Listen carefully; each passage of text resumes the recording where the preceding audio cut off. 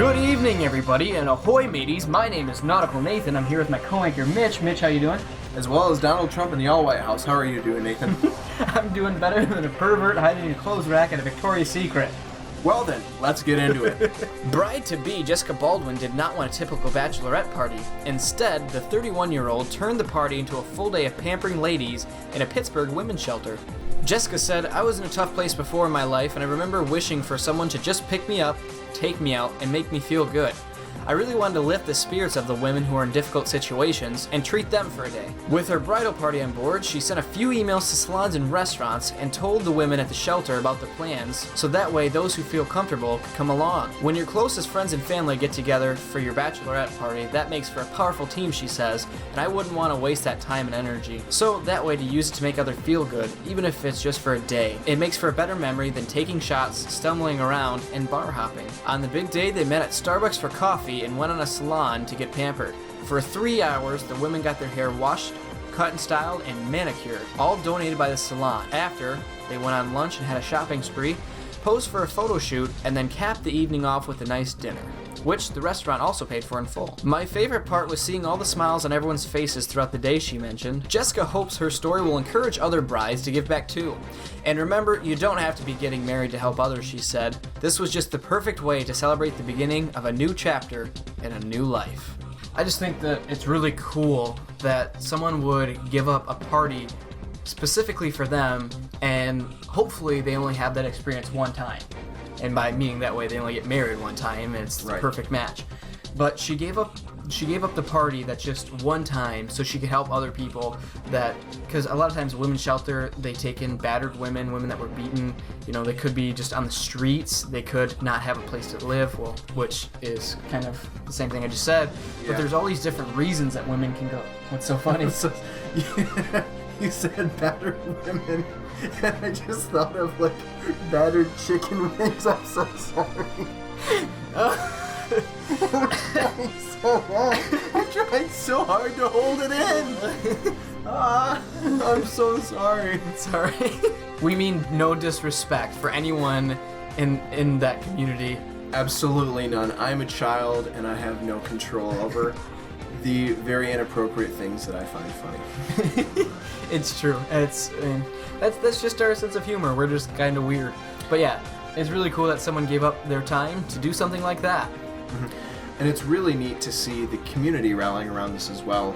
To not only see a single person that's saying, "Hey, I want to provide this for the women in my community," but to have restaurants and salons and different businesses like that put forth the funds, and you know, they may have even, if it was a smaller salon, they may have even had to close down for normal business for that time just to cater to these homeless women who wouldn't otherwise have been able to have that. So it's really, really cool to see people and businesses taking that initiative to kind of, to give more than they're, definitely more than they're going to get back from an experience. About 2 years ago, Chris Lemmy was walking out of the subway carrying his guitar when a homeless woman pointed at the guitar and said, "This would be easier if I had one of those." The woman went on to tell Lemmy that it's easier to make money if you can play an instrument.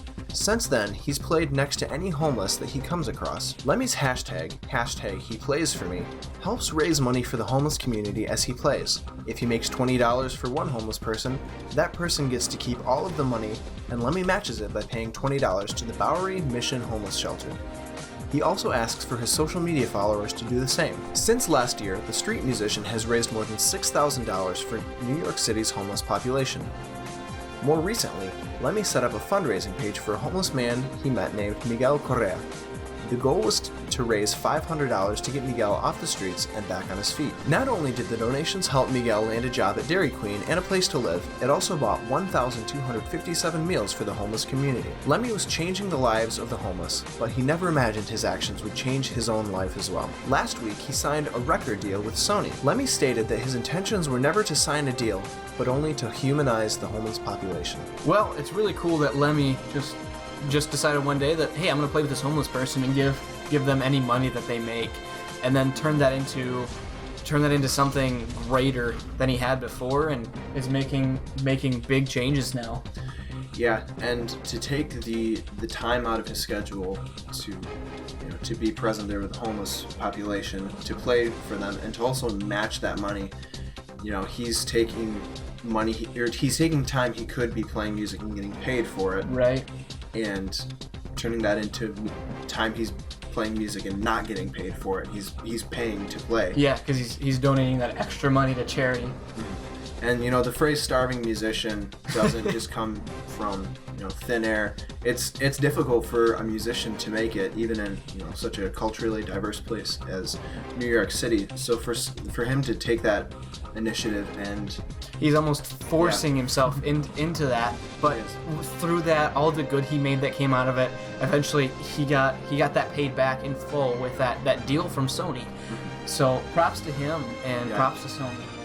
yeah, I'll definitely see if I can check out some of his stuff if he's got anything out. It's true. All right, everybody, thank you so much for watching. As we say every week, if you have a Feel Good Friday news story, feel free to send it to my Twitter, or you can comment it here in the video below. And we're just bringing you the good news, because a lot of times you're not going to see that in the mainstream media. And also, instead of my normal intro, if you want to click on and follow the link, it's gonna send you to a news interview with Ryan Lochte that is cringeworthy and frankly hard to watch.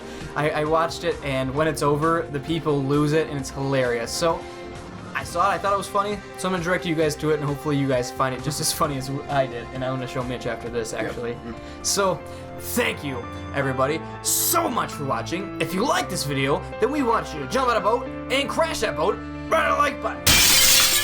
And remember to always keep smiling, and we will see you in the next video. God bless. See ya! What am I not doing? Okay. I'm a lot different than any other kind of Olympian, and there's so much more to me than swimming. And I like to go out and have fun, like to go dancing, hang out with my friends. I like doing